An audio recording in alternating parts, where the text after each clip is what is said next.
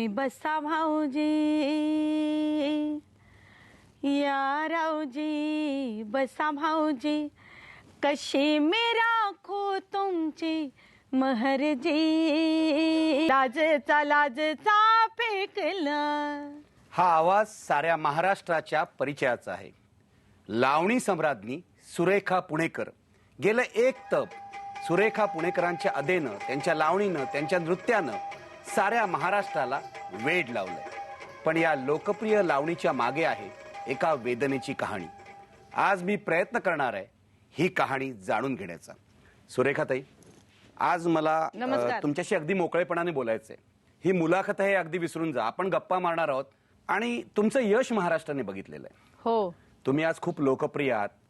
तुम्ही जे कार्यक्रम करता त्याला प्रचंड गर्दी होते, लोक टाळ्यांचा कडकडाट करतात. सुरेखा पुणेकर, मी जसा तुमचा परिचय करून दिला, या लावणी सम्राज्ञी आहेत.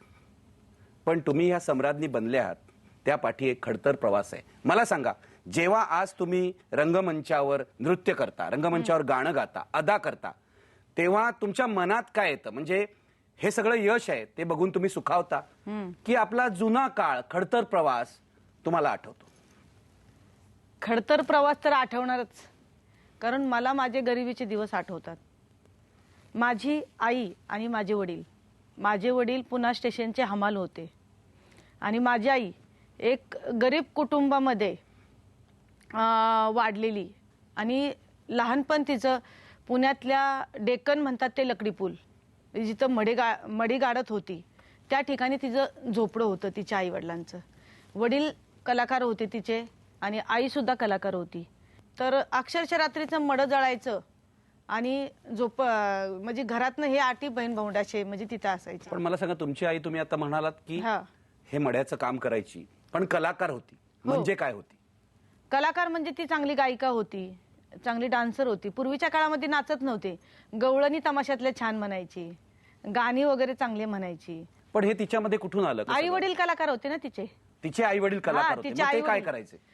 वडील तमाशात काम करायचे आणि आई पण तमाशात काम करायचे. आणि माझे वडील त्याच ठिकाणी म्हणजे दोन्ही कधी कधी एकत्र एका तमाशात यायचे.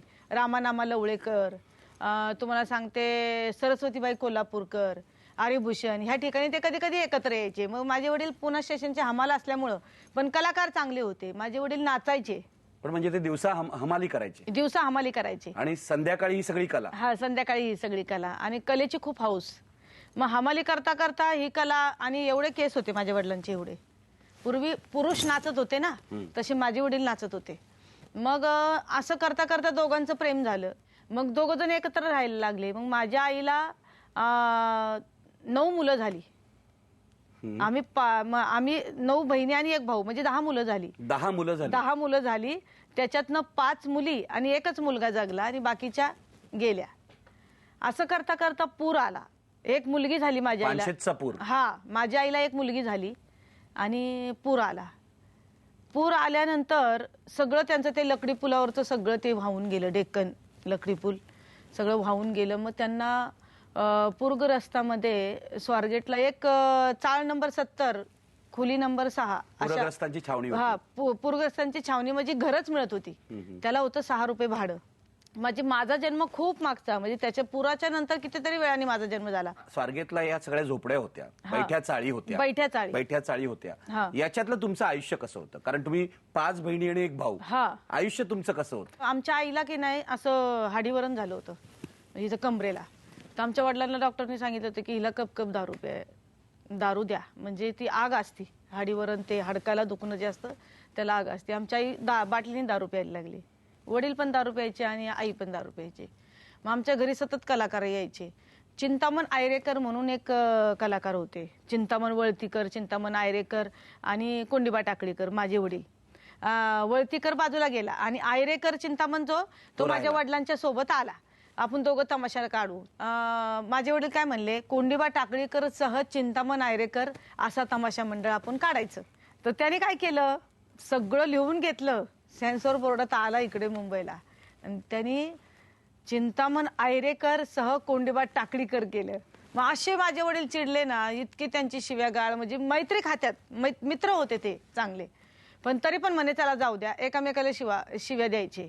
मग माझे वडील म्हणायचे, बघ आयरेकर, चिंतामण, चिंत्या, एक तरी दिवस असा येईल की माझ्या 5 पोरी आहेत, माझ्या 5 पोरीतनं एक तरी पोरगी माझी नटी होईल आणि मी मोठा तमाशा काढील. म्हणजे हे वडिलांचं लहानपणापासून स्वप्न होतं. तमाशाचा फड असायचा ना वडिलांचा, तो कधी निघायचं, चैत्र वैशाख, कधी दसऱ्यापासनं असा चौली पावलीचा तमाशा असायचा.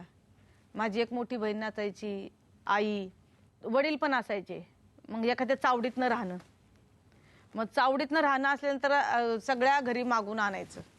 ते सगळं भाकरी एका टोपल्यामध्ये, कालवण एका टोपल्यामध्ये, आणि ते सगळ्यांनी बसून खायचं, कलाकारांनी, आम्ही सगळ्यांनी. तेव्हा म्हणजे कलाकारांना एवढी किंमत नव्हती. एक नारळ आणि 200 रुपये आणि रात्रीचा तमाशा सुरू करायचा, जादा चौली पावलीवर पैसे नाचत नाचत जायचं आणायचे. पण त्यावेळेची लोक चांगली होती की बाईच्या अंगाला असं टच नव्हतं करत, अशी लोक होती. लोक सभ्यपणे वागत होते. सभ्यपणे म्हणजे होतीच तशी.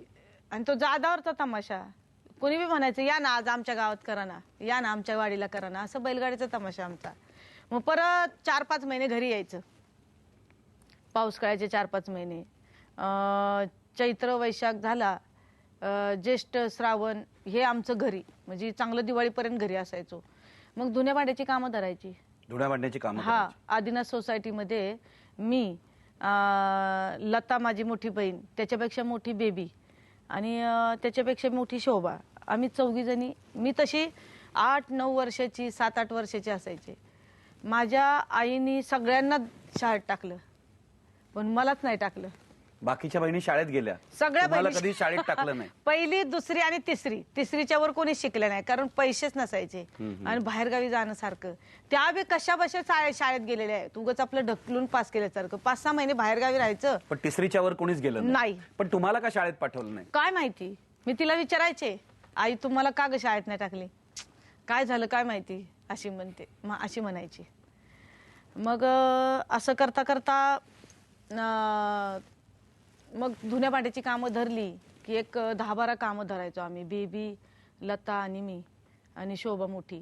शोभा एक आदिनाथ सोसायटीमध्ये मुकुंद नगरला एक काकी म्हणून होत्या, त्यांचा मुलगा अविनाश, तो होता 5 वर्षाचा.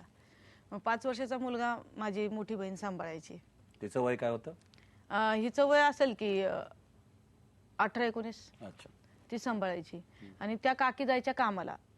त्या कामाला गेल्या की माझी बहीण आम्हाला बोलवायची. म्हणजे त्या काकी इतक्या चांगल्या होत्या ना, तर अजूनही आम्ही त्यांचं नाव घेतो. आमच्या घरात खायला नसायचं. आई अशी झोपलेलीच असायची आजारी, आणि वडील कामाला गेलेले असे, त्यांना 10-15 रुपयाच्या वर काहीच मिळत नव्हतं, ओझे व्हायला लागायचे.